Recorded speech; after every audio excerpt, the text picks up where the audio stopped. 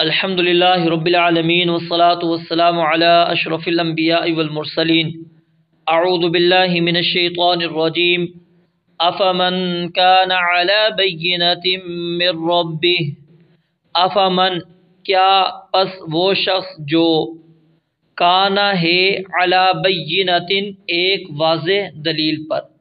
بینہ سے مراد نبوت کی نشانیاں ہیں اور نبوت کے جو دلائل ہیں اس کو بینہ کہا جاتا ہے۔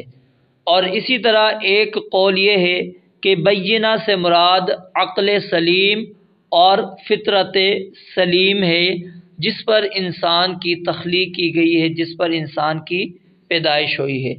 افمن کان کیا وہ شخص جو کانا ہے علی بینۃ ایک واضح دلیل پر، ایک واضح دلیل پر، یعنی واضح دلیل پر کون ہے؟ اس سے مراد رسول اللہ صلی اللہ علیہ وآلہ وسلم اور آپ کی پیروی کرنے والے ایمان والے مراد ہیں۔ ویت من ربی ہی اپنے رب کی طرف سے، من ربی ہی اپنے رب کی طرف سے، ویتلوہ اور اس کی تائید کر رہا ہو، ویتلوہ اور اس کی تائید کر رہا ہو۔ تلا یتلو اس کا معنی ہوتا ہے پیچھے آنا، مراد کیا ہوتا ہے؟ اس کی تائید کرنا۔ ویتلوہ اور اس کی تائید کر رہا ہو، شاہدن ایک گواہ، شاہدن ایک گواہ۔ اب اس شاہدن سے مراد کیا ہے؟ قرآن مجید ہے، جو آپ علیہ الصلاۃ والسلام کی سچائی کا شاہد ہے کہ نبی علیہ الصلاۃ والسلام نے جھوٹ نہیں بولا۔ شاہدن ایک گواہ منہ اس کی طرف سے، کس کی طرف سے؟ اللہ رب العالمین کی طرف سے۔ ومن قبلہ اور اس سے پہلے، ومن قبلہ اور اس سے پہلے یعنی قرآن مجید سے پہلے، کتاب موسیٰ، موسیٰ علیہ الصلاۃ والسلام کی کتاب کون سی تھی؟ تورات۔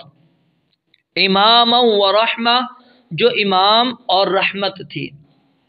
اولئک یہ لوگ، یؤمنون ایمان لاتے ہیں، بہ اس پر، ومن یکفر اور جو کوئی کفر کرے، بہ اس کے ساتھ، من الاحزاب گروہوں میں سے، وہ چاہے یہودی ہے، عیسائی ہے، وہ ہندو ہے، بدھ پرست ہے، کوئی بھی ہے، بت پرست کوئی بھی ہے، وہ سب کے سب اس کے اندر شامل ہیں۔ ومن یکفر اور جو کوئی کفر کرے، بھی اس کے ساتھ، من الاحزاب گروہوں میں سے، فالنار پس آگ ہی، موعدہ اس کے وعدے کی جگہ ہے۔ فلا تکو پس آپ نہ ہو، یہاں پر خطاب رسول مکرم صلی اللہ علیہ وآلہ وسلم سے ہے، لیکن اس کے اندر ہر عاقل شامل ہے۔ فلا تکو پس آپ نہ ہو، فی مریۃ کسی شک میں، منہ اس سے، انہ الحق بے شک یہی حق ہے، من ربک آپ کے رب کی طرف سے، ولکن اور لیکن، اکثر الناس اکثر لوگ، لا یؤمنون ایمان نہیں لاتے۔ اس آیت کی تفسیر کے اندر مفسرین نے کئی تفاسیر بیان کی ہیں، لیکن ان میں زیادہ جو راجح تفسیر ہیں وہ دو ہیں۔ سب سے واضح اور درست تفسیر یہ ہے کہ اللہ رب العالمین یہاں پر اس شخص کی بات کر رہے ہیں جو علی بینۃ من ربہ اپنے رب کی طرف سے ایک واضح دلیل پر موجود ہو، یعنی رسول اللہ صلی اللہ علیہ وسلم اور آپ کے پیروکار ایمان والے جو ایک واضح دلیل پر موجود ہیں۔ اور واضح دلیل کون سی؟ وہ نبوت کی دلیل ہے، نبوت کے اوپر وہ موجود ہیں، اسلام پر وہ موجود ہیں، اور اس کی تائید قرآن مجید کر رہا ہو، اور اسی طرح موسیٰ علیہ الصلاۃ والسلام کی کتاب جو نبی علیہ الصلاۃ والسلام کی نبوت کی شہادت دے رہی ہو، جو اپنے وقت کے اندر کتاب امام اور رحمت کا باعث تھی۔ تو وہ شخص جو اپنے رب کی طرف سے دلیل پر موجود ہے اور اس کی گواہی بھی اللہ رب العالمین کی کتاب قرآن بھی دے رہی ہو، اور اسی طرح تورات بھی اس کی گواہی دے رہی ہو، کیا وہ شخص، اور اسی طرح اس کے مقابل میں وہ شخص جو اللہ تعالیٰ کی طرف سے کسی دلیل پر بھی نہیں، اور نہ ہی اس کے پاس کوئی شاہد ہے، اور نہ ہی کوئی پہلی آسمانی کتاب ہے جو اس کے اس عمل کی تائید کرتی ہو، تو کیا یہ دونوں برابر ہو سکتے ہیں؟ اللہ رب العالمین فرماتے ہیں یہ برابر نہیں ہو سکتے۔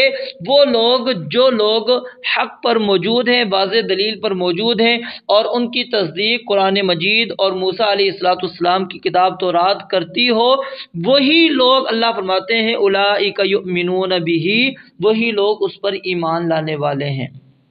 اور جو بندہ اس طرح کا نہیں ہے، فالنار موعدہ، تو اللہ رب العالمین فرماتے ہیں اس کا جو ٹھکانہ ہے وہ جہنم ہے۔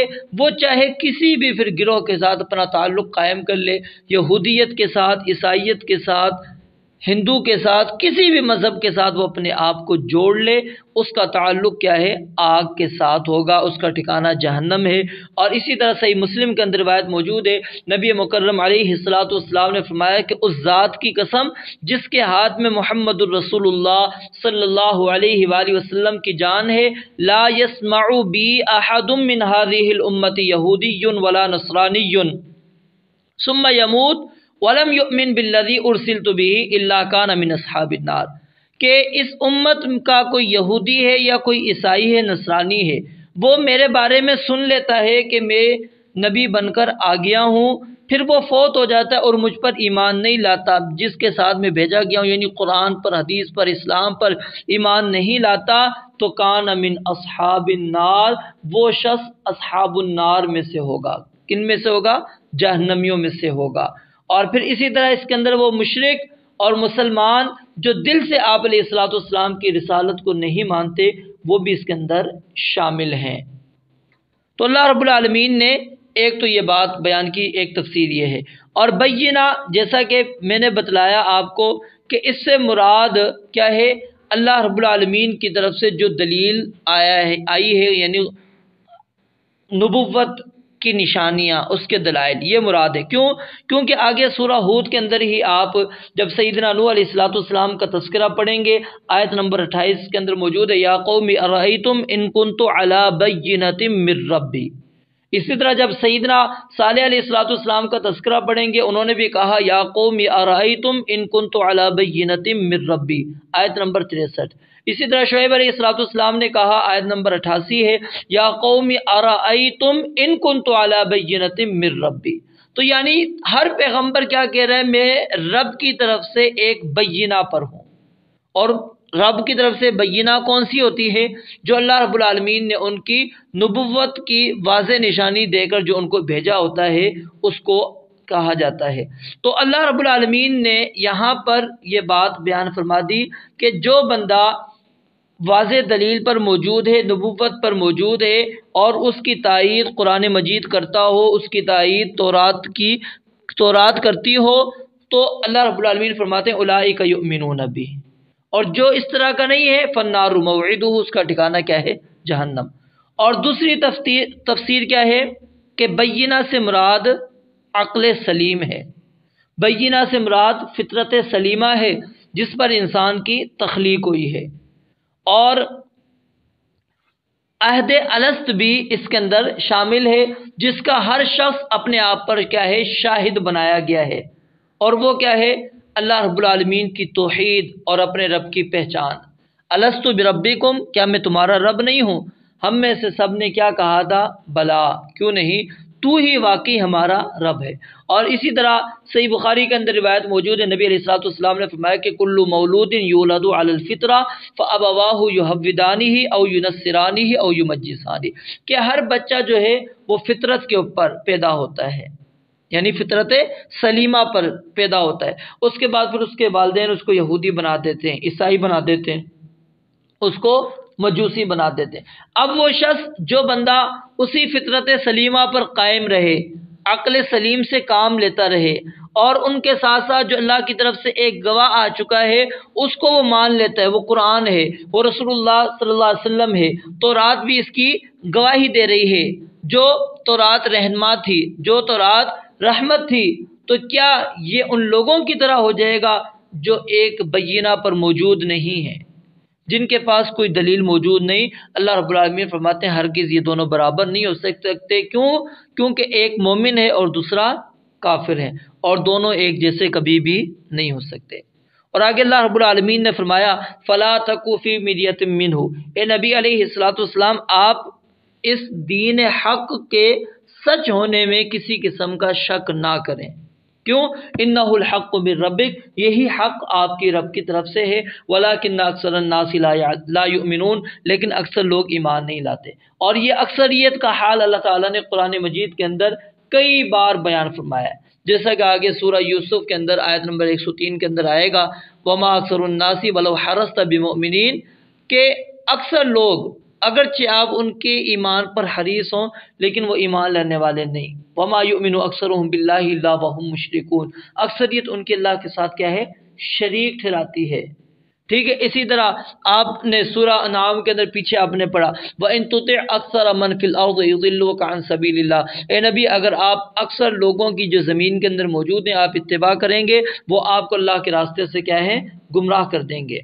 ٹھیک ہے، اسی طرح سورہ صبا کے اندر بھی آگے آئے گی۔ تو یہاں پر انسان کو یہ غور کرنا چاہیے، سمجھنا چاہیے کہ جو دین جمہوریت ہے اور جو دین اسلام ہے وہ ایک نہیں ہو سکتے۔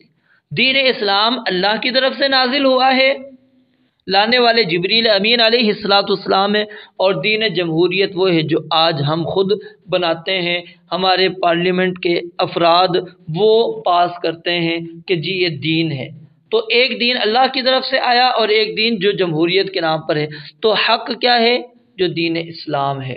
تو اکثر جس کے اوپر موجود ہیں اس کو ہم نے نہیں دیکھنا، ہم نے یہ دیکھنا ہے کہ اللہ کی طرف سے واضح دلیل کیا آئی ہے اور کون سی ہے کہ جس کی تائید قرآن کر رہا ہے، جس کی تائید پہلی آسمانی کتابیں کر رہی ہیں، جس کی تائید رسول مکرم صلی اللہ علیہ وسلم نے کی ہے۔